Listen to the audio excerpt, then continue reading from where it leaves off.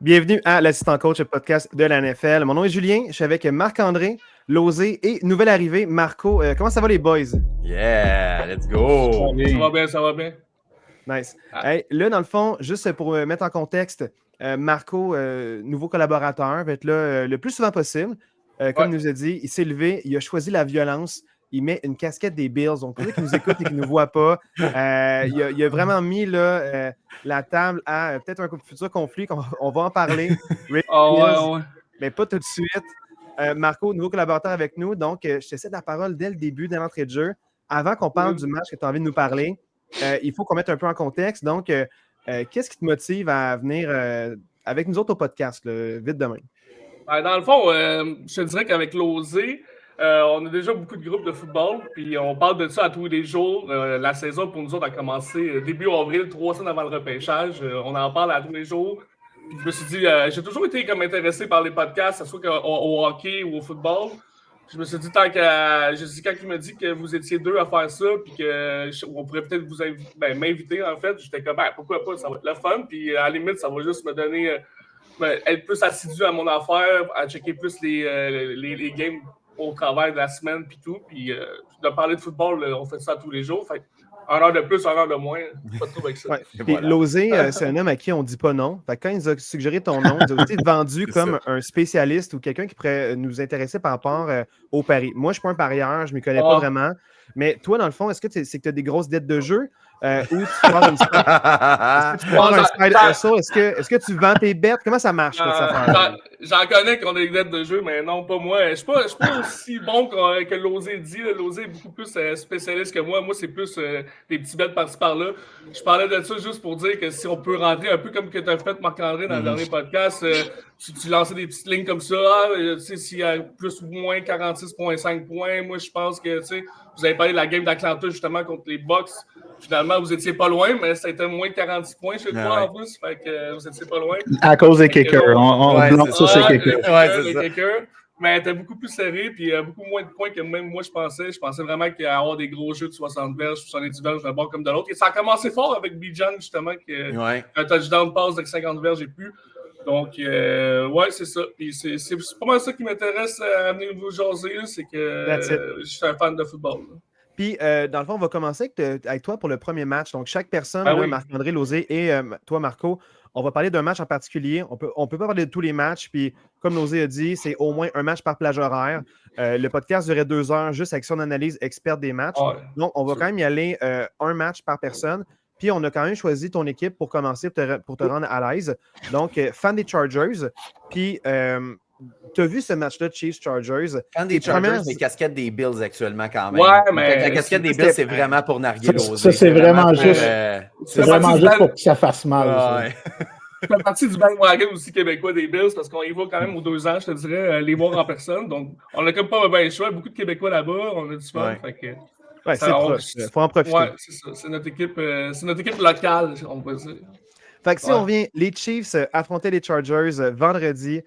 Et dans le fond, c'est les Chargers qui ont eu le dessus 27-21. Donc, pour commencer la saison en force, une victoire contre les rivaux de division. Ton analyse principale, tu peux commencer à parler des Chiefs en premier ou des Chargers.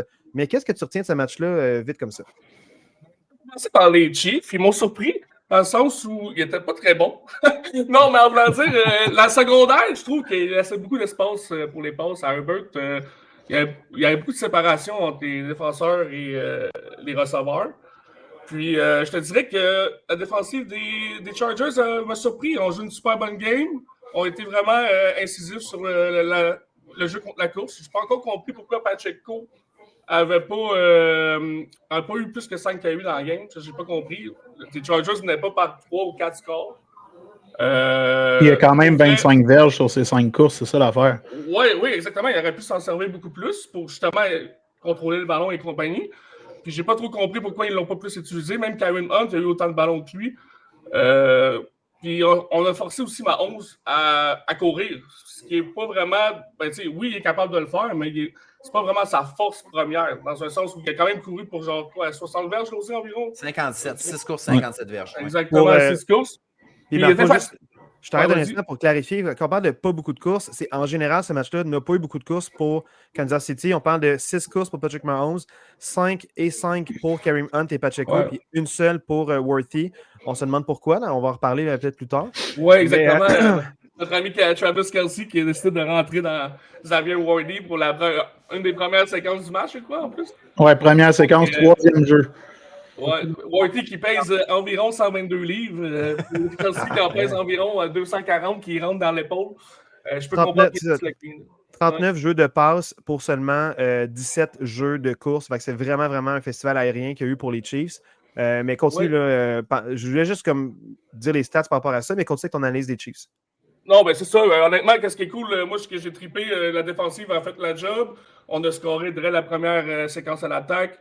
Lozé a dit, c'est sûr que si les Chargers arrivent avec un plan de match, run heavy offense, puis genre essaie de passer par la run, premier essai, deuxième essai, après ça, troisième et short pass, ça marchera pas.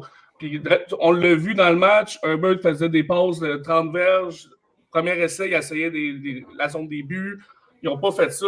Moi, ce que j'ai aimé des Chargers, c'est que malgré qu'ils ont eu le lead toute la game, Justin Herbert a lancé le ballon 35 fois pareil. 34 fois, si je ne me trompe pas.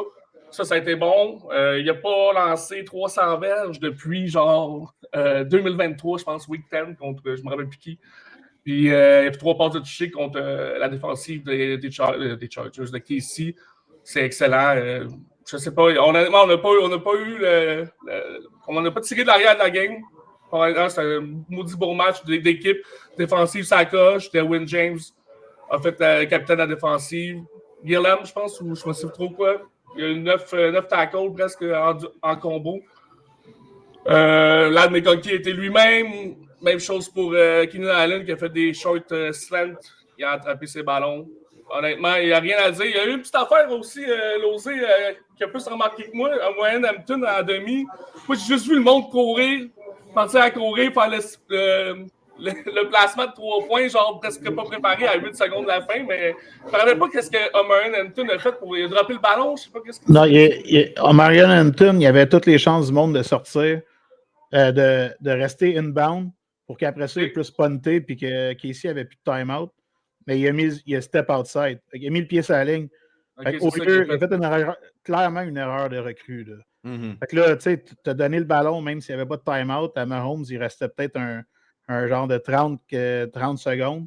Mais ils ont eu juste assez de temps pour aller marquer un field goal. Ça a pu faire la différence à un certain point dans le match. Ouais, ils sont capables de marquer un toucher quand il reste 30 secondes. Ils l'ont fait par le passé. Quand ils ont fait ça, puis ça tombait à une possession d'écart, j'étais un peu stressé, je te dirais, en revenant de la demi. Je me suis dit, encore une game serrée dans une possession. En tout cas, je ne vais pas sacrer, là, mais ça pour dire que j'étais en crise aussi parce que je me suis dit, on n'échappera pas celle-là, pas encore. C'était déjà, comme on disait, 1500 t'as eu peur. Ouais, deux petites questions pour toi. Je vais laisser les gars te relancer s'ils veulent en savoir plus sur ce match-là. Moi, c'est un match que je n'ai pas vu. Puis dans le fond, juste savoir, là, ça a l'air épais, mais qu'est-ce qui se passe avec Najee Harris, ancien des Steelers? Une seule carry pour 5 verges. Es-tu blessé ou il n'est pas aimé? Les feux d'artifice. Feux d'artifice au début de l'été, je pense. Le 4 juillet, trop célébré, feu d'artifice dans l'œil. Ouais. C'est pas réglé encore. C'est pour ça qu'il y a juste jusqu'à une semaine avant le début de l'année, il n'était pas supposé. Il n'était pas encore déclaré qu'il allait jouer. Puis je pense que le match était jeudi, puis il a été déclaré comme dans le roster partant, je pense, lundi. Fait que clairement qu'il ne faisait pas partie du plan de match tant que ça. Non, mais c'est ça aussi. Moi, je pense qu'il n'a pas eu le temps. Il ne s'est pas entraîné tout le training camp à cause de ça. Il a été clear de contact, genre peut-être une semaine avant la game. Donc, il n'a pas eu le temps de se mettre game shape pour pouvoir prendre des carries plus que ça dans ce sens. OK. Puis mon autre question, c'est est-ce que c'est encourageant? Tu as vu le début. Est-ce que dans le fond, tu les as sentis vraiment préparés puis en contrôle puis c'est encourageant ou c'était chancelant puis tu as juste hâte de voir est-ce que les autres équipes. Tu as peut-être vu des jeux qui auraient pu mal virer, soit des interceptions qui ont été échappées par la défensive des Chiefs. Est-ce que tu as senti que c'était tendu ou il était en contrôle du match début jusqu'à la fin? Toi, ça t'a mis en confiance. Comment tu t'es senti durant ce match-là? Très en confiance, surtout que j'étais un peu sceptique parce que Rashawn Slater s'est blessé pour la saison. On avait comme supposément le meilleur duo de tackle avec Joe Out, qui, soit disant en passant, a bloqué Chris Jones plus souvent qu'autrement pour un petit kid de. Ben, un petit kid 6'9", 320 livres. Mais il a bloqué Chris Jones quand même très bien pour un petit jeune. Là. Fait que j'avais quand même peur parce que je me suis dit la jeu par la course sans Slater, c'était so-so l'année passée. Puis sinon, ben regarde, deuxième année de Jim Harbaugh avec Greg Roman puis Jesse Minter. Minter qui a pris cette défensive-là, qui était 24e overall en 2023, qui l'a monté 8e l'année passée. J'étais très, comment je pourrais dire, excité de voir comment ça allait se passer. Puis honnêtement, qu'est-ce que tu veux de mieux qu'une win comme Casey, première game de la semaine? C'est malade. Ah, c'est très malade. cool. Ben, content pour toi et ton équipe. Là, on va passer avec Marc-André. Moi, je veux juste avant, les deux. j'aimerais Est-ce que vous avez des réagir. questions sur lui? Ouais, c'est ça, j'aimerais réagir un peu à ça. Là. Tu sais, je ne veux pas me répéter. Moi, il y a deux choses. Cette game-là, pour moi, ça peut être un stepping stone pour les Chargers parce que c'est exactement le genre de match. On en parlait, je me souviens plus si c'est le premier ou le deuxième podcast cette année, on en parlait des Chargers que c'était le genre de match qu'ils perdaient constamment par les années passées. Un match qu'ils menaient tout le long de la game, puis à la fin, une remontée, puis là, ils se faisaient battre par un field goal ou whatever. Exactement, à la dernière seconde. C'est exactement le genre de match qu'ils perdaient par le passé, qu'ils n'ont pas perdu. Justin Herbert n'a pas eu de pic. Moi, je trouve que ce match-là, si les Chargers sont capables de bâtir sur ce match-là, moi, je pense que les Chargers peuvent avoir vraiment une saison excessivement intéressante.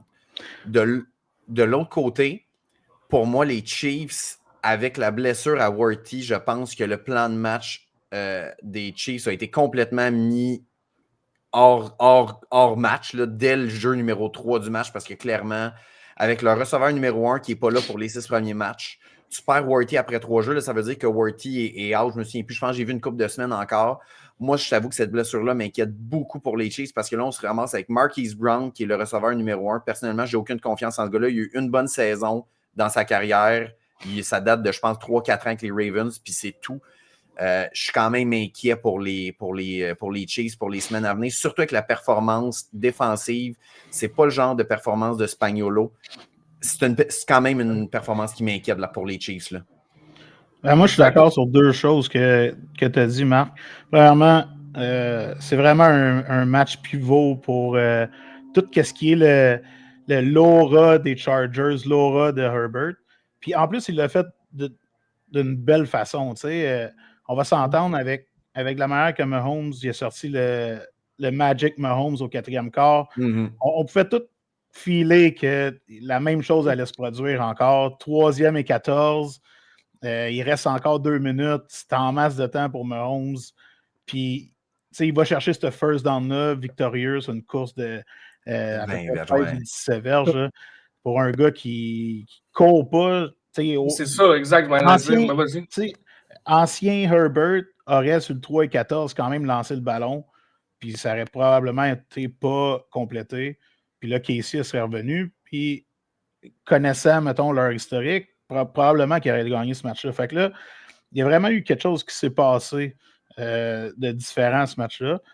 Puis, je suis un peu d'accord, là, le plan de match, clairement. Là, Worthy va être, pour ceux qui suivent un peu les 49ers, c'est sûr que dans cette attaque-là, il va être utilisé comme Deebo Samuel. Il a été utilisé pendant des années là-bas. Faire des sweeps, faire des jeux, faire du wildcat, y aller pour le deep. Parce qu'en plus, dans le camp d'entraînement, les Chiefs, c'est la première fois dans les 6 dernières années ou 5 dernières années que la plupart des passes tentées par Mahomes, de tout ça, il n'a pas joué beaucoup.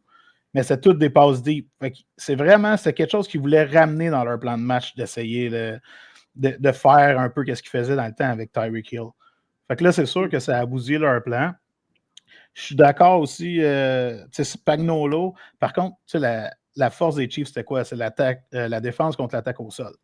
Ça a super bien été. On veut pas, on va dire, le scrambling yards de Herbert, c'est pas en lien avec la défensive contre la course. Ça, c'est le gars, il était bien capable d'improviser des courses, mais pour ce qui est des yards per carry de Hampton, Ben, tu sais, ça n'a pas été super. À 3.2. C'est ça, ça n'a pas été extraordinaire. Fait que, c'est sûr il y a que quand c'est même un pas de peu... revenge. D'autres 0, -1, -2. Tu sais, on va dire. Il y a eu des beaux petits flashs, des moins beaux mais flashs. c'est ça. Mais overall, la défensive contre la course, elle a été fidèle à elle-même. Exact. Par contre, Marco, il l'a super bien souligné. Là, je ne sais pas quel genre de zone man-to-man qui jouait, un mix des deux, mais beaucoup trop de passes de 20 verges complètement wide open. Ça, c'est pas de bon augure, pantoute. Si tu peux finir avec quelque chose, je suis les conférences de presse quand même des Chargers. Là. Quand je dis que je suis fan, je suis fan. Là. Puis, genre, il essaie, en fait, Greg Roman puis Jim Harbaugh essaient de rentrer dans la tête à Herbert, d'évaluer le jeu, puis d'arrêter de se forcer juste à essayer de voir la passe ou de quoi que ce soit comme sur le 3e et 14. Si tu as de l'espace, court. Le bonhomme, il mesure 6 et 6, pèse 2,40. Il y en a des jambes, là, puis il est capable de courir, puis il essaie de le faire. Puis il a fait déjà 7 attempts. Sa plus grosse saison, ça a été l'année passée avec 69. Là, il est parti pour... S'il continue de même, il va pouvoir gagner des games en allant chercher des verges de même, des first down. Puis je pense que c'est de bon augure s'il commence à penser à courir aussi on the side. Ça fait partie un petit peu de la philosophie 2025 de la NFL. C'est sûr que c'est pas obligé d'être Lamar avec un 100% dual threat, mais ça peut... Tu as besoin d'un QB qui est quand même capable d'aller chercher ces first downs-là qui sont importants. Oui, parce que, tu sais, Marco, j'aime ce que tu dis parce que, tu sais, 7, c'est pas trop.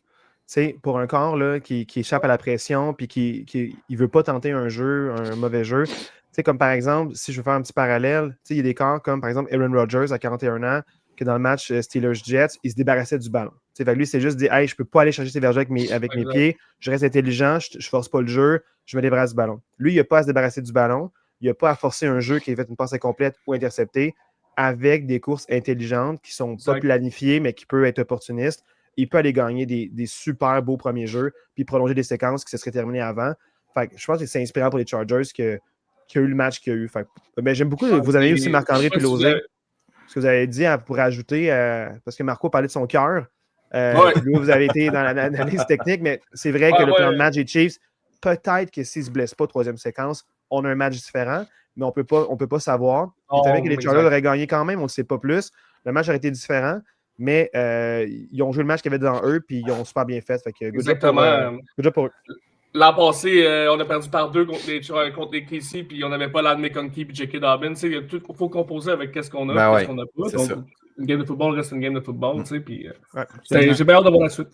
Passons au prochain match. Marc-André Morisseau, ton match, dans le fond, tu veux nous parler, c'est tes Packers qui ont gagné 27-13 contre les Lions, qu'on s'accordait tous la semaine passée, il y a 2 semaines, pour dire qu'ils étaient divertissants. Puis là, ils n'ont pas été divertissants. Ou s'ils l'ont été, pas pour les bonnes raisons. Marc-André, ton analyse du match Packers-Lions. En fait, tu sais, pour moi, les Lions, pourquoi l'année passée, ils ont eu tant de succès, c'est que les Lions étaient excessivement dominants sur les 2 lignes. La ligne à l'attaque était incroyable. C'est d'ailleurs pour ça que autant Gibbs que Montgomery ont eu des saisons de fou l'année passée. Puis la ligne défensive, surtout qui ramenait Hutchinson cette année, moi, je m'attendais que la ligne défensive de Détroit allait être très, très solide. Puis c'est pas compliqué. Les 2 lignes des Packers ont complètement mangé les 2 lignes de Détroit dans ce match-là. Jordan Love, j'ai pas la statistique de pressure rate, mais pour vrai, comme il aurait pu manger un steak là, avant de lancer son ballon. Il y avait tout le temps au monde pour lancer le ballon. En première demi, c'est incroyable, là, pour vrai. T'sais, en deuxième demi, les Packers ont mis un peu le frein là, à l'attaque. Là, c'était moins impressionnant. Mais en première demi, Jordan Love a eu tout le temps. C'était des passes de 15-20 verges constamment. Puis défensivement, les Packers n'ont pas donné de jeu explosif aux Lions. C'est incroyable comment la défensive des Packers a limité. Jared Goff a une moyenne de 5 verges par passe. Puis Montgomery a une moyenne de 2,27 verges par course. Puis Gibbs a une moyenne de 2,11 verges par course. Il y a tellement de joueurs explosifs du côté de Détroit qui ont été complètement neutralisés par la défensive des Packers. Je vous avoue que je suis quand même très, très impressionné. Puis moi, j'ai vu beaucoup de reviews qui disaient « Ah, Micah Parsons a tellement fait une grosse différence. Micah Parsons a tellement fait une grosse différence. » Pour vrai, le gars, il a joué 20 snaps. Là. Il embarquait quand c'était 3e essai, puis c'était à peu près ça. Là. Moi, je ne trouve pas qu'il a fait une si grosse différence dans ce match-là. Il n'a presque pas joué. Oui, il a eu son sac à la fin. Là. Il a son sac. Là, tout le monde était content parce qu'il y a eu un sac. Mais pour vrai, il n'a presque pas joué. Puis honnêtement, il n'a presque pas eu d'impact dans ce match-là. Donc, je me dis, à partir du moment où Micah Parsons va rentrer à 100%, tous les jeux dans cette défensive-là, moi, je pense que la défensive des Packers va être excessivement difficile à affronter. Là, de la façon qu'ils ont. Je comprends que tu as un ajustement du côté des trois parce que c'est 2 nouveaux coordonnateurs, mais ça reste que tu as Amon-Ra St. Brown, tu as Gibbs, tu as Montgomery qui sont là, puis tu n'as absolument rien fait. Il faut quand même lever notre chapeau à la défensive des Packers. Pour moi, c'est vraiment impressionnant. Puis, côté d'attaque des Packers, c'est une attaque que c'est excessivement difficile à gérer en fantasy football parce que tu ne sais jamais quel maudit wide receiver il va popper chaque game. Pour vrai, tu regardes. En tout cas, c'est pas Golden. Non, mais tu sais, Marc-André, j'ai la feuille de match devant moi. Pour vrai, le gars qui en a le plus, c'est 3-4. Il était visé 5 fois. Celui qui a le plus de targets, 5, c'est Jaden Reed. Puis plus de passes captées qui est 3. Toutes les autres, c'est 2 ou 1. Là. Puis il y a comme 1, 2, 3, 4, 5, 6, 7, 8, 9, 10 personnes différentes avec une passe captée. C'est fou. Là. Fait autant côté fantasy, c'est tough, mais côté défensive adverse, ça devient difficile parce que tu ne sais jamais le plan de match va tourner autour de quel receveur. Fait que vraiment, puis je trouve que Jordan Love, deuxième demi, ça a été un peu moins impressionnant. Je ne sais pas, c'est parce que l'avance était trop grosse, puis là, il voulait se calmer un peu, puis juste brûler du temps avec Jacobs. Mais en première demi, Jordan Love a été vraiment impressionnant. Je trouvais qu'il était right on point, des belles passes précises. C'était peut-être, tu sais, Lozé, tu l'avais mentionné la semaine passée, que c'était peut-être un doute. Moi, je trouve que Jordan Love a vraiment livré la marchandise en fin de semaine. Contre une équipe, c'était un match important. Il y avait beaucoup de hype autour de ce match-là. Puis vraiment, il a deliver. Là. Ouais, ben t'as raison. Tu sais, la semaine passée, j'avais dit que moi, saison 1 de Jordan Love, j'avais été extrêmement impressionné. Je trouvais qu'il était clutch d'un moment important, qu'il prenait des bonnes décisions pour une recrue. Puis j'ai tellement trouvé que la saison passée était décevante. Tu sais, oui, les Packers ont quand même bien fait, mais on s'entend que toute l'attaque reliait sur le jeu au sol. Tu sais, ça a été ça toute la saison. Puis là, ben, j'ai pas été. J'ai pas eu le visuel de tout le match parce que je faisais du back and forth un peu, mais il a été vraiment impressionnant. Tu sais, des bonnes décisions. Comme tu dis, Hutchinson, il était là. Ils n'ont pas réussi à mettre de la pression. Pourquoi? Parce qu'ils se débarrassaient du ballon rapidement. Oui, c'est ça. Tu sais, c'est ça que tu veux d'un jeune corps. Tu veux qu'il lance le ballon rapidement, surtout quand tu as des chasseurs de corps élites de l'autre bord. Il joue comme un vétéran, pour vrai. Love, là, je pense qu'après la première séquence à l'attaque ou la deuxième, en tout cas, il y avait genre 8 receveurs différents en sous de passe. Là. Il était 8 en 8 à 8 receveurs différents. Ça, c'est du Mahomes. C'est débile. Là. C'est du Mahomes tout craché. Là, Lozé, tu dis Mahomes tout craché, mais c'est aussi du back in the day, c'est du vieux Packers. Parce que Aaron Rodgers faisait ça. Nombre de fois que j'écoutais ça à RDS, puis la phrase, puis il y a 3 ans, j'arrêtais pas de dire à Marc-André, je suis étonné d'entendre, c'est encore un autre receveur. 10e receveur visé. Ben ça va avec. Oui, ben, tu as un bon point. Puis ça va avec le fait que c'est la première fois en 25 ans qu'ils draftent un wide receiver en première ronde. Fait qu'ils n'ont jamais été chercher les top wide receivers parce que l'équipe a toujours été basée sur une bonne défensive avec un QB All-Star qui est capable de faire la job puis distribuer à gauche, à droite. J'ai hâte de voir sur le long run si Golden va prendre plus d'espace, mais pour l'instant, ça semble être le même schéma d'attaque. La même recette. Puis garde Jacobs, pas vraiment. Tu sais, il a 19 carries, 66 verges là, pour un heavy run attaque. Supposément, il n'a pas fait la différence tant que ça. Tu sais, pour vrai, il y a 19 courses, 66 verges, mais la très grande majorité de ses courses, c'est en deuxième demi où il voulait juste brûler du temps. Parce que pour vrai, en première demi, on ne l'a presque pas vu, là, Jacobs. C'était vraiment love. Ouais. Exactement. Marc-André, dans le fond, là, juste 2 questions pour toi, parce que c'est ton match, puis les autres aussi vont pouvoir réagir. Ouais. Est-ce que ça t'inquiète pour les Lions, un match peu inspirant, puis sortir comme ça d'entrée de jeu de cette façon-là, ou tu penses que c'est que les Packers, ils sont très dominants, puis ils avaient plus faim qu'eux autres? Ben, moi, je pense, tu sais, je l'ai mentionné vite fait tantôt, je l'ai mentionné plus en détail la semaine passée. Moi, je pense qu'il y a un ajustement avec le fait que les Lions ont perdu leurs 2 coordonnateurs, autant à l'attaque qu'en défense. Pour moi, ce n'est pas nécessairement un match qui m'inquiète du côté des Lions. Je t'avoue que on parlait de paris sportifs la semaine passée, que je disais que je favorisais les Lions pour gagner la division. Après ce match-là, je ne pense pas nécessairement que les Lions vont gagner la division parce que les Packers m'ont vraiment impressionné. Par contre, je pense quand même que les Lions vont faire les séries. Il y a trop d'armes dans cette équipe-là pour que les Lions ne fassent pas les séries. Fait, est-ce que ça m'inquiète? Non, mais je revois quand même un peu mon standing dans cette division-là à cause de ce match-là. Là. À moins qu'il se passe quelque chose qui te fait changer d'idée encore. Oui, exact. Pour l'instant, tu vois les Packers gagner la division. Ce que vous deux, vous ne voyez pas la semaine passée. Fait que, Ben moi, pour ma part, est-ce que je trouve ça inquiétant, le match des Lions? C'est dur à dire parce que, on en a parlé un petit peu la semaine passée ou il y a 2 semaines, que tu as beau arriver physiquement en santé au premier match de la saison, mais être physiquement en santé, c'est pas être game shape. Il y a une grosse différence avec faire un camp d'entraînement sans contact, sans vraie passe, sans vraie pression, puis arriver, puis mettre tout. Fait que ça arrive souvent, tu sais. On va prendre par exemple les Bengals, que c'est le meilleur exemple dans les 5-6 dernières années. C'est tout le temps un peu n'importe quoi les premiers matchs de la saison. Ravens, ça fait 3 années de suite qu'ils droppent le premier match. Fait que t'as beau être préparé puis être en santé physiquement, ça ne veut pas dire que tu es prêt pour un game shape. C'est pas la même chose. Puis là, c'est sûr, le changement des coordonnateurs, on avait déjà parlé, grosse différence. Par contre, moi, je trouve que c'est pas tant inquiétant. C'est sûr que les Packers ont été super impressionnants. Ça c'est la chose qu'on va tous être d'accord. Je ne suis pas prêt à dire encore que je vais changer mon fusil d'épaule sur le gagnant de la division parce que cette division-là est vraiment difficile. Toutes les équipes sont bonnes. Fait que n'importe qui peut dropper une game contre un rival de division n'importe quand. Là, Détroit, ils n'ont pas droppé leur match à domicile, c'était le match à l'étranger. Fait que le Packers, va falloir qu'ils aillent à Détroit. Ça ne veut pas dire qu'ils vont gagner ce match-là. Ils pourraient square les things off à ce moment-là. Par contre, moi, ce que j'ai trouvé dans le peu de temps que j'ai regardé ce match-là, c'est que, tu sais, dans un match, quand tu veux vraiment tu as l'avantage puis tu veux vraiment partir avec le match, il faut qu'à un certain point, tu aies un joueur qui fait un jeu clé. Détroit, on connaît tout le firepower, on connaît toute la précision de Goff, à quel point ils sont électrisants, Jameson Williams, Amon-Ra, Monty, Gibbs. Ils peuvent tous faire un gros jeu n'importe quand. Puis là, il est en train de traverser le terrain, tomber à une possession environ de différence, juste avant la deuxième demi. Tu sais, le genre de drive qui peut complètement changer le momentum d'un match.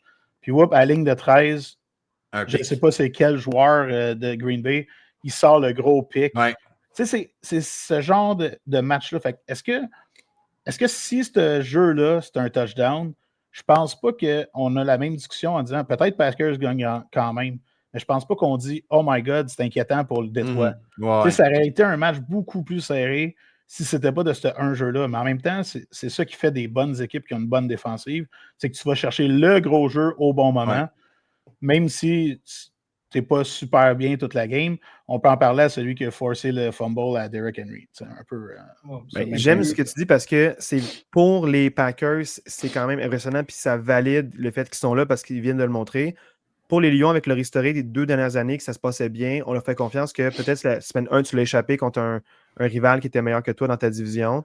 Mais prochaine game, ça va être un petit wake-up call. Puis ça se peut que ça se replace dès la semaine 2 ou même la semaine 3. Ou peut-être même comme les Ravens l'an passé, à la semaine 5, tu ne droppes encore une autre avance de 20 points. Mais à partir de la semaine 6, tu es on a roll. Fait que ça se peut que ça prenne un peu de temps pour se trouver, mais que tu leur fais confiance encore à ce stade de l'année pour dire ils vont finir par se trouver. Puis ça se peut que ça se débloque plus tard. Fait que, on n'est pas alarmiste pour Lyon, mais on est vraiment content et excité pour les Packers. Exactement. Pour compléter vite, il y a eu des points d'interrogation sur la secondaire de Détroit. Ils ont perdu Carlton Davis au New England Patriots. C'était un de leurs meilleurs CB. Rakestraw a été season-ending injury au début de l'année. Puis là, Arnold qui s'est blessé directement durant la game, puis ils vont manquer plusieurs semaines. Fait que là, côté cornerback, ça commence à être mince. Là. Fait qu'il va falloir surveiller ça aussi parce que la défensive de Détroit n'est pas invincible non plus. Là. Ah, puis pas invincible. C'est une défensive qui n'est pas invincible, c'est bien celle-là. Ouais. On dirait un rappel de l'année passée que c'était leur 12e sur le depth chart qui jouait. C'est la bonne année? C'est-tu récent, ça, ce que tu viens de lire, ou c'est de l'an passé, ça, le petit depth chart? Es-tu en 2024 en haut de la fiche setting que tu viens de lire? Ou... Il y avait au moins 10-12 partants qui n'étaient pas là l'année passée. Maintenant, on est rendu à toi, Losé. Tu veux nous parler du match Bills-Ravens, un match encensé, qu'on s'était prononcé que ça pouvait finir 21-20, ou même on avait callé le fait 42-40. On avait callé que c'était un match à haut potentiel. Puis selon comment ça joue, si c'était timide au début ou non, ça a été tout feu, tout flamme. Super beau match. J'ai vu la première demi et pas la deuxième parce qu'il fallait que je dorme. J'étais physiquement fatigué. Mais 41-40, les Bills l'emportent à la toute fin du match contre les Ravens. Losé, parle-nous de ça. Écoute, je suis encore en train de reprendre mes émotions. Si vous savez le nombre de messages, le nombre de tout ce que j'ai pu recevoir. En passant, je fais juste dire aujourd'hui que je ne suis pas un gars de parole. La semaine passée, je vous ai dit, si jamais Casey et Ravens perdent, vous ne me revoyez plus, mais je suis là quand même. Non, mais écoute, honnêtement, quoi dire de ce match-là? Il y avait tellement de hype alentour de ce match-là. C'est reprise du match de playoff de l'année passée, qui s'est fini sur un échappé de Andrews, que ça a fait. Il y a eu pas de la polémique, mais tout le monde. Encore le Mark choke, encore ci, encore ça, mais là, les fans des Ravens sont comme, ben non, c'est pas de sa faute, on aurait gagné le match en. Il y a tellement eu de discussions sur ce match-là, il y a tellement de hype. J'en ai parlé la semaine passée. On va dire le MVP un peu controversé de l'année passée de Allen versus Lamar. Fait il y a tellement eu de discussions par rapport à ces deux-là, les deux équipes, tout l'été. Ils partent, premier Sunday night, le hype est through the roof. Tu te dis, c'est quasiment impossible qu'un match arrive à rejoindre les expectations, puis ça les a dépassés fois 100. Là. Et je peux garantir aujourd'hui, sans l'ombre d'un doute, que c'est le match de la saison. Ça ne sera pas battu. Ça ne sera probablement même pas battu au Super Bowl, peu importe qui est là. Pas battu pendant 10 ans, man. C'était vraiment... Parce qu'il y a vraiment eu de tout dans ce match-là. Là, moi, je suis très terre-à-terre et honnête. Puis, je ne suis pas comme le bandwagon à Marco. Là, je ne partirai pas en peur sur Josh Allen puis toute l'équipe. Par contre, je ne veux pas, il a fait la job. Là, on va essayer de faire une analyse un peu plus complète, mais moi, j'ai été extrêmement impressionné par absolument quasiment tous les joueurs. Non, mais dans le sens que, OK, tel joueur, tu t'attends à un gros match, ils ont outperform. Lamar, en première demi, j'ai même envoyé une photo à Marco pendant le match. J'ai dit, Lamar, il n'a même pas 30 ans. C'est lui qui détient le record avec ton joueur, Julien, Big Ben, pour le plus grand nombre de matchs avec un passer rating parfait dans l'histoire de la NFL. Les deux en ont 4. C'est vrai. Au troisième quart, Lamar avait un passer rating parfait encore. Fait que j'ai envoyé une photo, je vois, le kid avait de passer tout seul en tête.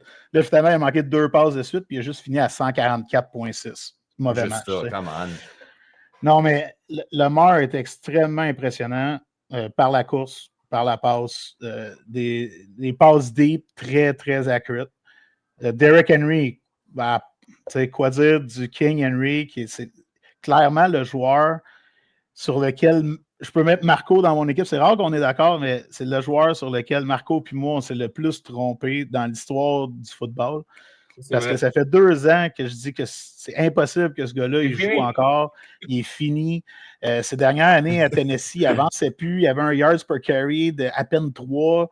J'ai dit, pourquoi que Ravens vont le prendre? Ça ne donne absolument rien. Puis il est juste en train de défier Father Time. Il est en train de défier. Man, 169 verges, 2 touchés, énorme match.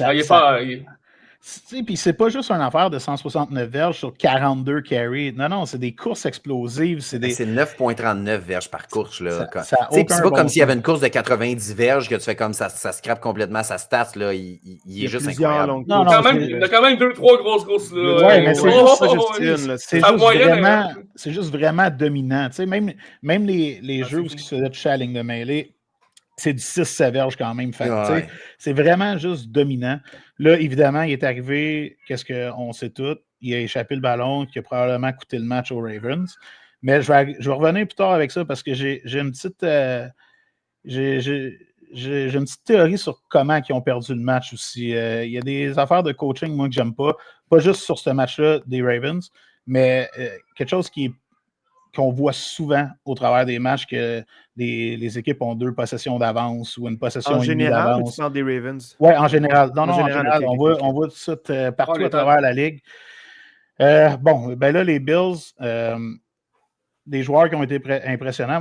Moi, j'ai aimé, pas impressionnant, il n'y a pas eu un gros match, mais l'année passée, après avoir une saison recrue quand même très, très acceptable, Dalton Kincaid a pratiquement pas été visé de toute la saison passée. C'est vrai. Il n'a vraiment pas été utilisé. C'est un gros bonhomme, un gros tight end. Il a été quand même, de mémoire, là, si je ne me trompe pas, il a été drafté quand même assez tôt. Ouais, c'est ça. J'avais en tête que c'était un premier round. Puis là, il n'a pas eu 22 targets, mais tu vois qu'il a été impliqué. Fait que ça, c'est quelque chose qu'ils ont changé dans leur approche, dans leur game plan. Keon Coleman, qui n'a quasiment pas touché au ballon l'année passée, beaucoup de targets. Fait qu'ils ont essayé de distribuer un peu plus le ballon. Puis, moi, vous savez comment que je suis loin d'être le fan de Josh Allen. V'là 2 ans, je faisais le bet le plus facile à chaque game, c'est de better que Allen allait lancer une interception. Il en lançait à toutes les games. Par contre, quand que Buffalo a changé leur coordonnateur offensif il y a 2 ans vers quelque chose comme le 10, 11e, 12e match de la saison, il a tout redessiné Josh Allen en tant que passeur. Fait que fini d'essayer les 30-40 verges, parce qu'on sait tous qu'Allen a un des bras les plus puissants de la ligue. Moi, je suis encore d'avis aujourd'hui, malgré toute l'opinion publique, qu'il n'est pas super précis sur ses passes qui carry 30 verges et plus. C'est là qu'il lançait toutes ses interceptions. Puis depuis que le nouveau aussi est arrivé, regardez l'année passée, il a lancé seulement quelque chose comme 6 interceptions dans l'année ou 7, quelque chose comme ça. Puis ça a été beaucoup de ça dimanche. Puis c'est fié à beaucoup de yards after catch. Keon Coleman, il a vraiment bien fait là-dessus. Il a gardé les petites passes à Kincaid. Fait que j'ai trouvé qu'il a joué vraiment dans qu'est-ce que depuis 2 ans, il outperforme vraiment beaucoup. Parce qu'avant, sa lacune, c'était les turnovers. Bon, là, on va arriver à Josh Allen. Évidemment, il a été extraordinaire. Ça serait vraiment stupide de dire l'inverse. Bon, il faut que je fasse une parenthèse parce que je ne suis pas capable de ne pas le dire. J'essaie d'être le plus honnête possible. Mais on va se dire, là, le dernier touché ou l'avant-dernier touché des Bills, c'était un peu n'importe quoi. Là. Le type sur le 4e essai, là, c'est pas à Coleman qui lançait ce ballon-là. Mais ça, c'est quelque chose. Quand tu es un winner, quand tu es un bon joueur, tu arrives à créer ces chances-là. On voit que ces choses-là. Il aurait pu débarrasser du ballon, il aurait pu prendre un sac, mais il a juste essayé de lancer parce qu'au pire des cas, la game était finie de toute façon. Puis là, il est juste arrivé quelque chose de son bord. Mais non, tu sais, il est arrivé au 4e quart avec, tu le vois que le gars, c'est un winner. Il est arrivé avec le feeling que le match n'était pas fini. Il n'a pas give up. Ils ont drivé le terrain à plusieurs reprises. Ils ont eu 4 drives, ils ont scoré 3 fois. Même à la fin, il aurait pu. C'était pas fait qu'il gagnait la game sur le dernier placement. Il a drivé le terrain, il a fait ça comme un chef. Il n'a pas pris trop de temps. Il n'a pas pris de sac de mémoire. Il se débarrassait du ballon au bon moment. Un match extraordinaire de Josh Allen. Rien à dire. Énormément de verges. Beaucoup de passes tentées. Mais le script du match faisait en sorte qu'il fallait qu'il lance ce ballon. Je pense pas qu'à long terme, pour les Bills, c'est le script qui va les favoriser. Mais normalement, c'est une équipe qui va être en avant quasiment à toutes les games, donc ils vont courir plus ce ballon. Il n'a pas couru beaucoup, Josh Allen. Là. En plus, je pense que c'est 30 verges dans toute la game. Oui, c'est ça. 31, je pense, quelque chose comme ça. Puis il a fait 2 touchdowns. Non, il a vraiment bien géré. Il a joué un bon match. 14 couches, 30 verges, exactement. Ouais. Il a joué un match extraordinaire. Moi, je suis un fan fini de Lamar, mais c'est sûr que pour n'importe quel fan de Josh Allen, ça a été extraordinaire de le voir jouer. Puis, je l'ai dit depuis le jour 1, à la base, je suis un fan de football. Puis de voir un gars comme Josh Allen jouer dimanche, pour le fan de football en moi, c'était vraiment hot. Oui. C'était juste, présentement, les 2 gars qui ressortent le plus de la ligue, on va dire depuis 2 ans, là, c'est ça qu'on a eu dimanche. Ouais. Parce que là, c'est sûr que les stats de Lamar, ils sont. Mais en même temps, tu mènes par 14, c'est sûr que tu ne lances pas le ballon sans arrêt. Il y a quand même 19 passes tentées, il y a 220 verges, 2 touchdowns, 1 par la course. Ça a juste été overall un match juste malade mental. Ça ne sera jamais battu. Puis là, pour en revenir un peu à ce que je voulais dire, une tendance que j'ai remarquée dans les dernières années, à regarder les matchs tout le temps, quand qu'une équipe, surtout, si tu joues contre Cleveland, c'est pas grave si tu mènes par 14 points, par 13 points, par 15 points, puis tu cours le ballon, puis au pire, tu fais 1, 2, 3, tu écoules 40 secondes, puis tu fais juste attendre que le match finisse. Mais quand tu joues contre un Mahomes, un Allen, un Hurts, même si j'aime pas Hurts, fait que dans le fond, contre Philadelphie, contre Lamar, contre tous les Top Guns, ces gars-là, ils peuvent te faire mal en un rien de temps. Ouais. Fait que qu'est-ce qui est arrivé au quatrième quart? Je pense que Allen a lancé pour genre 200 verges au quatrième quart, mais c'était quoi? OK, Ravens, ils mènent par 2 possessions. On va accorder, on va juste sauver le long jeu. On va enlever le 30, 40, 50 verges du plan de match, puis on va accorder les 7, 8, 12 verges, puis on va attendre qu'il avance, ça va écouler le temps. Nous autres, on va courir avec le ballon, on va découler le temps, puis on va se sauver avec le match. Mais qu'est-ce qui est arrivé? 20 verges à Coleman, 12 verges à Shakir, 10 verges à Kincaid, 5 verges à Cooks. Puis là, c'est toutes des petites passes qui s'accumulent de même. Mais ils ne font pas de caucus en plus, parce qu'avec les bons QB, ils ne font pas de caucus. Fait que ça va vite, là. Ils arrivent avec un no-huddle, puis là, next thing you know, ils ont traversé le terrain. Ça fait 10 jeux, puis ça a pris 1 minute 24. Et là, tu regardes le cadran, puis tu dis, ouais, il reste encore 13 minutes. On est rendu juste une possession en avant. Puis ça, c'est quelque chose, c'est une tendance. C'est pas juste les Ravens qui l'ont fait dimanche. Non. Puis là, ils ont été chanceux de revenir avec un touchdown, un autre long jeu d'Henry. Fait qu'ils ont fait la même affaire. Mais au bout de la ligne, Henry a scoré un touchdown de 50 verges. Fait que la possession des Ravens n'a pas duré longtemps. Fait que là, les Bills, ils reviennent, puis ils refont une autre possession de 1 minute. Fait qu'au bout de la ligne, il y a eu 2 touchdowns en peut-être 3-4 minutes de jeu. Fait qu'il reste encore beaucoup de temps au cadran. Puis là, il arrive le moment où tu es obligé de faire écouler. Ça moi, c'est la pire chose, celle que j'aime le moins. C'est, OK, il reste 2 minutes. Les Bills ont leurs 3 timeouts.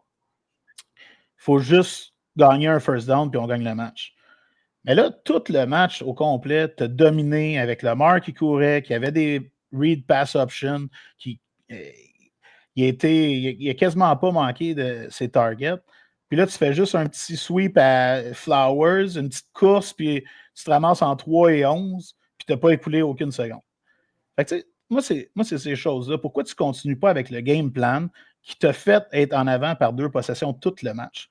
Tu as dominé l'autre équipe toute la game. Tu sais, la défensive des Ravens, au bout de la ligne, ils ont paru vraiment pas bons parce qu'ils ont, tu sais, dans le monde des fantasy, Marco va être d'accord, on appelle ça les garbage points puis les garbage yards. Tu sais, l'équipe qui est en arrière, ils vont ramasser des 12 verges, des 20 verges, des 12 verges, des 20 verges, puis un touchdown parce que l'équipe défensive les laisse tout le temps faire. Parce que c'est pas grave, tu mènes par 2 possessions. Mais là, tu es contre les Bills puis Josh Allen, que c'est jamais fini parce qu'ils peuvent faire les gros jeux, ils peuvent faire un touchdown dans 1 minute. Ils ont fait 3 ou 4 punts dans le game. Pourquoi pas continuer avec la même pression défensive, la même pression sur le corps arrière, une coupe de blitz ici puis là. Puis au pire des cas, si jamais ils font le long jeu qu'ils n'ont pas fait de toute la game, ben ils le feront. Mais ça, c'est une tendance qui revient un peu trop souvent avec les équipes qui mènent par 2 possessions au 4e quart. Sauf que tu ne peux pas te permettre de faire ça contre les meilleurs corps. Fait que moi, je pense que Arba, il y a quand même une. C'est sûr que Henry, il a la plus grosse responsabilité de la défaite. On va tous s'entendre là-dessus avec le fumble. Mais je pense que Arba, il y a en même temps, il a beaucoup de responsabilité. Je pense que tout le monde a un peu envie de réagir à ce que tu dis parce que ça fait réagir les fans, mais je vois le temps que c'est cool, on va quand même garder un peu de jus pour du temps pour autre chose. Mais j'aimerais quand même juste synthétiser une affaire que tu as dit qui est super importante, c'est les maudites défensives spéciales.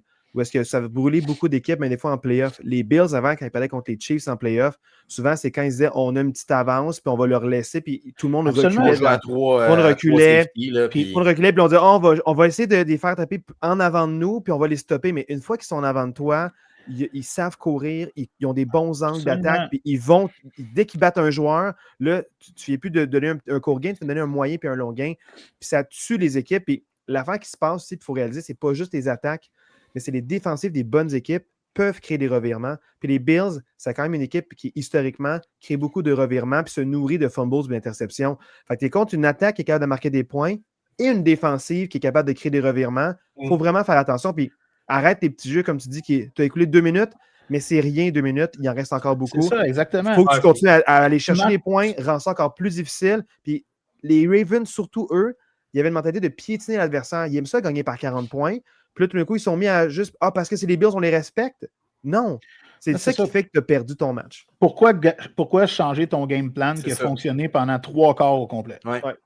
Il est Là, on va arrivé une coupe de miracle. Oh, excuse-moi. Ouais, Ouais, mais il est arrivé c'est une coupe de miracle là, aussi. Là. Je trouve oui, que mais il est ça arrivé. arrive, des revirements. Il n'y a pas juste Henry qui a fumble le ballon. Après ça, il a fallu qu'il fasse un touchdown. Après ça, il a fallu le touchdown miracle type. Après ça, il aurait fallu qu'il arrête les Baltimore 3 essais pour reprendre le ballon. Pour après ça, faire une passe de 50 verges presque dans les zones des buts presque. Ah, il y a eu le placement aussi. Là. Ouais.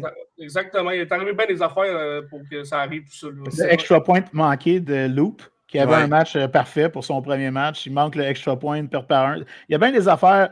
On dirait que les tout c'est comme placé au 4e quart pour que les dieux du football étaient contre moi. Marco m'a dit cette semaine que j'avais pogné son curse. Mais là, on est rendu à 45 minutes in. Je coupe la discussion, les boys. Beaucoup de matchs. On va en revoir, puis on va en jaser de cette maudite affaire-là, des défensives spéciales, puis on change de game plan à la dernière minute.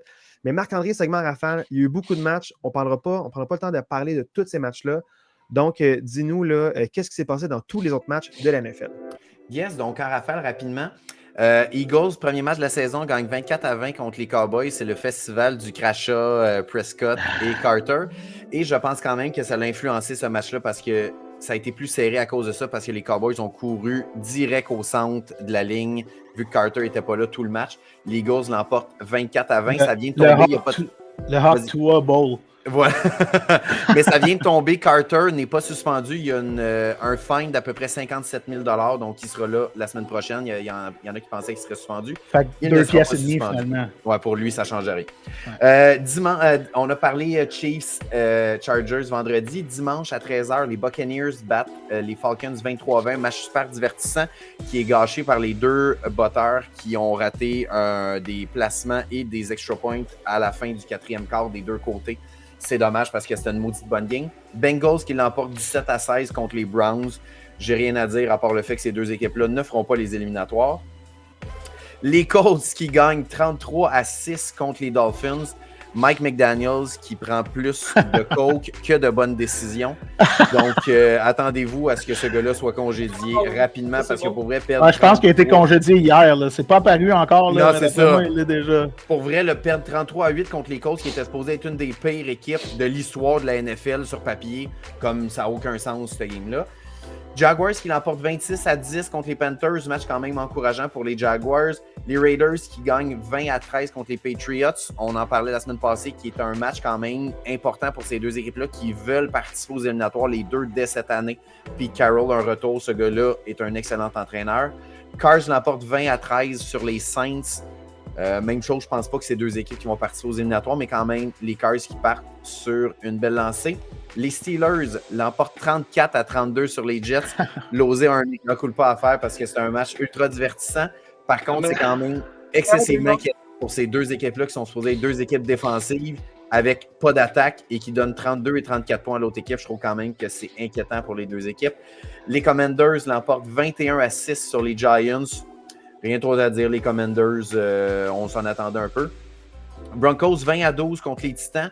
Malgré un Cam Ward qui n'a pas connu une super bonne game, les Titans ont quand même été dans le match. Je trouve que c'est quand même rassurant pour eux parce que les Broncos, il y avait beaucoup de hype autour des Broncos d'arriver là avec un Cam Ward. C'est son premier match. Il n'y a pas eu un match étincelant, mais d'être dans le coup malgré tout, je trouve ça quand même intéressant pour les Titans. Bonne défensive. Oui, vraiment. Très mauvais match de Bo Nix. Ouais. J'ai hâte de voir comment il va ressortir au deuxième match. 49ers qui l'emportent 17-13 sur les Seahawks, donc des rivaux de division, les 49ers s'en sortent victorieux.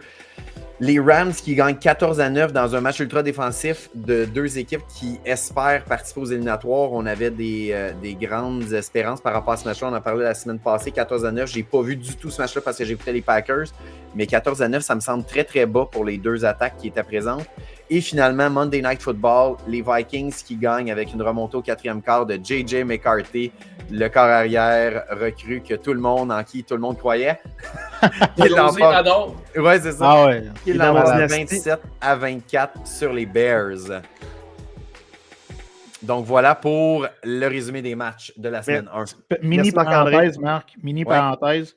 Tu as dit le match 49ers-Seahawks, que les 49ers en sont sortis victorieux. Mais ça, c'est juste sur le score sheet parce qu'ils ont été extrêmement maganés. Kittle qui est out au moins 4 semaines. Juwan Jennings qui attend le MRI, qui est probablement out plusieurs semaines. Même Brock Purdy peut manquer 2 semaines. Fait que tout le monde s'est blessé pendant le match. À part CMC. Encore CMC. C'est comme ça. Les 49ers ont mis leur botteur dehors aussi. On parlait des botteurs. Là. Ils ont wavé Jake Moody. Ah ben oui, il a manqué en bas de 30 verges lui aussi. Ouais, exact. Fait que voilà. Ils sont à veille d'appeler les botteurs de la CFL parce que là, ça va pas bien dans toute la ligue. Là. Pour vrai, je comprends pas. Pour vrai, dans Chinois, NCAA, qui font des field goals de 60 quelques verges, puis dans la NFL, ils ont de la misère à faire des extra points. Je comprends pas ce qui se passe dans la NFL. Ça fait 3 ans. Puis là, c'est pas une stats que j'ai devant moi, là, mais c'est une stats de gars qui regardent les games. Puis clairement que le pourcentage d'efficacité des kickers a baissé drastiquement depuis 3 ans. C'est vraiment rendu une catastrophe. Là. Le pire dans tout ça, c'est qu'ils ont changé le règlement. Ils ont comme, tu sais, l'extra point était plus court que ça avant. Je pense qu'ils ont comme rallongé de 3 verges, juste pour essayer de descendre un peu le pourcentage de réussite. Puis là, on dirait que le 3 verges est catastrophique. C'est pas pour rien qu'on voit les équipes y aller de plus en plus en 4e essai. Ben parce qu'à un moment donné, les gars, ils peuvent plus se faire confiance. Avant un field goal d'en bas de 45 verges, c'était automatique. Là, comme il n'y avait personne qui se posait de questions, c'était sûr. Puis à cette heure, pour vrai, c'est rendu que tout le monde est stressé sur un field goal de 32 verges. Oui, puis on parle pas juste dans des terrains à ciel ouvert. Là. On parle dans les dômes aussi. Oui. Tu sais, les bottées manquées à Atlanta, c'est dans un dôme. Là. Il y a eu 2 field goals manqués, plus un extra point. Et puis on parle des field goals en bas de 35 verges. Ou aussi étaient pas congédiés, mais ils ont rappelé quelqu'un. Et je pense pas les Falcons, ils ont amené il a manqué son coup. Ça, c'est un 10 sur 10, Georges Larax. Mais en même temps, juste pour dire les botteurs, c'est quand même aussi ça qui fait de la différence dans le match Jets contre les Steelers. Premier touché des Jets, le kicker manque son botté. Alors ça, il essaie d'y aller pour 2 points, manque l'extra point de 2 points. Puis c'est le 2 points justement de 2 touchés qui n'ont pas eu l'extra point sur 2 fois. Puis c'est ça qui a coûté le match. Sinon, ça va en prolongation. Puis on ne le sait pas qui gagne après ce match-là. Ces botteurs-là font une différence. Ça fait souvent un effet boule de neige parce que veut pas un touchdown, c'est supposé te donner 7 points. Fait que, une fois que tu perds ton 1 point, eux, l'autre bord, ils font 7 à chaque fois qu'ils font un touchdown. Fait que là, tu essaies de le rattraper, puis là, tu manques ton 2 points le deuxième coup. Fait que là, t'es rendu, tu fais juste des 6 points. Là. C'est quand même au bout de la ligne d'un match serré, là, ça fait toute la différence. Dans ma game des Chargers, Butker avant la demi qui réussit un miracle, puis après ça, pouf, il manque l'extra point. Ça fait une game de 2 possessions, puis là, t'es comme... Exactement, ça a tout changé. Parce que s'ils manquent pas ça, ils sont pas obligés d'y aller pour le touchdown. Ça change absolument tout. Ah, c'est fou. Ouais, là, dans le fond, juste faire un mini segment de division. On n'en parlera pas trop vu l'heure qui avance, mais juste quelques petites divisions qui m'intéressent en ce moment. La AFC East avec les Bills, Jets, Patriots, Dolphins. Cette division-là, la seule équipe l'ayant emporté sont les Bills. Les 3 autres, la défaite, mais surtout les Dolphins qui ont perdu par 25 points. Ça me crée la surprise. Justement, les Dolphins, autant non compétitifs, puis le no-show qu'ils ont eu. Ça, c'est inquiétant pour les fans des Dolphins. Fait à noter, à surveiller. Cette division-là, est-ce que les Bills vont l'emporter facilement? On verra. Mais pour l'instant, les Dolphins, ça part mal. Est-ce que les Jets et les Patriots vont rehausser un peu leur niveau de jeu par rapport aux saisons dernières puis compétitionner pour le top de la division? Pour moi, c'est à surveiller. Donc, je trouve quand même intéressant cette division-là. Avant que je parle de la prochaine, voulez-vous réagir par rapport à ces 4 équipes-là? Ou ça va? Vas-y, Marco, vas-y. OK, moi, je dirais que, comme Daniel Jones, j'ai eu l'air d'un QB élite contre Miami. Fait que si vous avez des QB à starter contre Miami cette année, let's go. It, hein. pas Jones. T'as juste dit, si lui, ça s'est bien passé. Si lui a réussi à faire quelque chose avec ça, avec son équipe et avec son talent, toutes les QB vont faire comme parieur, Alizé avec le over toutes les semaines. L'équipe qui joue contre Miami, prenez le over du QB et du wide receiver numéro 1 à chaque semaine. Je suis d'accord avec ça. Moi, évidemment, je pense que c'est complètement unanime pour le gagnant de la division. Puis ça ne devrait pas être super compliqué. Ça se peut qu'il droppe un match ici puis là parce que. Mais encore, cette division-là, cette année, comme l'année passée, ils ont une des cédules les plus faciles. Fait que je pense pas c'est pas comme si les Bills allaient après ça perdre des matchs contre, mettons, la division de Détroit. Puis, en fait, ils joueraient tous contre eux, mais je m'attendais à une victoire relativement facile des Pats contre les Raiders. Pas un massacre, mais juste qu'ils dominent avec le jeu au sol, qui coule le temps, qui martèle les Raiders. Puis j'ai été très déçu de ça. Fait que je pense que ça va être encore plus facile que je pensais. J'avais un mini doute dans le back of my head, puis même Marc, il l'avait dit la semaine passée, que comme long shot, ça pourrait être un bon bet. Puis j'étais un peu d'accord avec lui. Mais là, en ayant perdu à domicile, je pense que là, ça enlève toute possibilité. Là. 100%. Deuxième division dans la NFC North maintenant, avec les Packers, Vikings, Bears et Lions. On dirait qu'il va être peut-être la division la plus compétitive dans le fond, dans cette association-là. Les Vikings là, ont vraiment monté beaucoup de caractère pour remonter face aux Bears. Les Bears ont démontré un beau match aussi. Ça s'est écroulé en fin de match. Mais je trouve quand même intéressant les Lions qui ont eu historiquement des belles saisons les 2 dernières années. Puis là, les Packers avec l'entrée de jeu.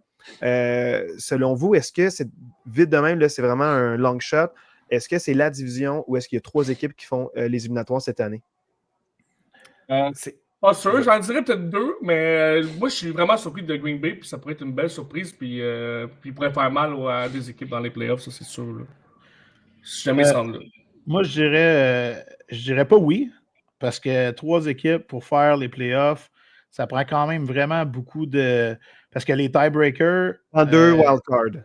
Oui, c'est ça, mais les tiebreakers pour faire les playoffs, la fiche à l'intérieur de la division est super importante. Fait que ça prend vraiment beaucoup d'étoiles alignées pour qu'il y ait 3 équipes. Mais si jamais il y a une division pour que ça arrive, évidemment, ça va être celle-là. Ben, tu sais, l'année passée, ça en fait, juste pour expliquer, Marc-André, juste te couper 2 secondes avant, parce que juste pour expliquer ma pensée, c'est que dans le fond, avec les Commanders, Eagles, Cowboys, Giants, je vois 2 potentiels faire les playoffs avec les Commanders et les Eagles. Fait que c'est ça mon 3e wildcard. Puis avec Buccaneers, Falcons, Saints, Panthers, c'est le gagnant de la division qui est en playoff, puis personne d'autre. Historiquement, je ne m'attends pas à des surprises là-dedans. Puis avec 49ers, Cardinals, Rams, Seahawks, c'est des équipes qui ont de la misère ces temps-ci. Ils vont un peu s'entretuer, mais beaucoup de blessures. Puis les Seahawks, pas inspirants. Les Rams, ça va pas bien, beaucoup de blessures. 49ers aussi. Fait qu'on dirait, je crois pas vraiment qu'il y a 2 équipes là-dedans qui peuvent faire les playoffs. Moi, c'est mon analyse de la situation basée sur les années passées et la semaine 1. Les Rams pourraient surprendre. Si jamais Stafford il reste en santé, ça pourrait être pas pire avec côté attaque, côté défense. Moi aussi, j'aurais pensé 49ers, Rams, c'est très possible que les 2 se faufilent. Sauf que là, les blessures de la première semaine, je n'ai pas regardé la cédule des 49ers pour les 3-4 prochaines semaines, mais j'espère qu'ils n'affrontent pas des grosses équipes. Marc, je t'ai coupé tout à l'heure. C'est ça, j'allais dire. Moi, je ne suis pas tant d'accord avec ton analyse. Moi, pour moi, autant les Vikings que les Bears, ils ont joué un contre l'autre. Puis oui, McCarthy a été vraiment incroyable, mais ça reste que je ne suis pas convaincu quand ils vont jouer contre d'autres équipes. Je ne suis pas certain, moi, que les Vikings vont être si compétitifs que ça. Moi, je pense que Seahawks, Falcons, 49ers, Rams, Buccaneers sont tous en avant des Vikings pour moi actuellement. Fait que moi, j'ai de la misère à mettre Vikings ou Bears en série. En fait, tu dis, moi, c'est une possibilité que j'ai, mais je ne suis pas en train de parier là-dessus. Là, au contraire. Non, je le sais, mais moi, souvent, il y a une division qui va produire plus forte que les autres. Oui. Je veux dire, est-ce qu'on va voir j'ai de la misère à voir cette année. Parce que ça serait la seule division parmi les autres que je vois qui a vraiment peut-être une meilleure qualité d'équipe. Ils vont gagner contre les autres associations qui ont de la misère. Je me dis, est-ce qu'on va voir ça? Moi, je me dis, c'est celle-là qui a le plus de potentiel. Mais l'année passée, cette division-là, c'est la division qui a eu le meilleur fiche combiné des 50 dernières années dans la NFL. Là, c'est cette division-là. Fait que c'est pas une surprise que ce soit des bonnes équipes, là, mais. OK. Mais là, ta vidéo est un peu décalée, ou c'est moi? Ouais, Marc-André, je pense que tu as un petit bug Internet. Je suis désolé, je m'excuse. Ça tombe bien que c'est ça à la fin, c'est pas grave. Ouais. Là, on a parlé avec Marc-André. Ce scénario-là pouvait arriver. Donc, on est rendu au moment de l'émission où est-ce que là, on a pris la surprise avec Marco puis Losé, mais Marc-André puis moi, on était préparés. On va faire une pause, on va mettre fin au podcast. On va partir un 2e enregistrement avec une 2e publication pour les matchs à venir. Donc, on va arrêter ça maintenant. On va plugger nos réseaux aussi. Puis, j'étais tellement impatient de parler à Marco que j'ai oublié de plugger Dualité. Donc, merci beaucoup à Dualité pour le beat d'intro. Puis Marc-André plug nos réseaux, puis ensuite, on va faire une petite fin, puis on reprend dans quelques minutes pour nous, mais le lendemain pour les auditeurs, où est-ce qu'on va parler des matchs à venir à la prochaine semaine. Marc-André? Yes, donc l'assistant coach et l'assistant coach podcast sur YouTube. On salue, by the way, un petit shout-out pour Max Spedding, Colocho et Dan Blaze qui nous ont écrit cette semaine avec des petits commentaires, des petits mots d'encouragement aussi. Donc, on les salue. On les salue tous. Donc, c'est des gens fidèles qui sont là depuis le début. Donc, un gros merci. Puis, suivez-nous. N'hésitez pas à nous écrire aussi l'assistantcoachpodcast@gmail.com si vous avez des questions. Donc, on vous souhaite une belle écoute. Puis, on sera disponible demain pour le podcast qui mettra en branle les matchs de la semaine 2. Yes, sir. Merci, Marc-André. Ciao. Et ciao, les boys. Salut. Ciao, là.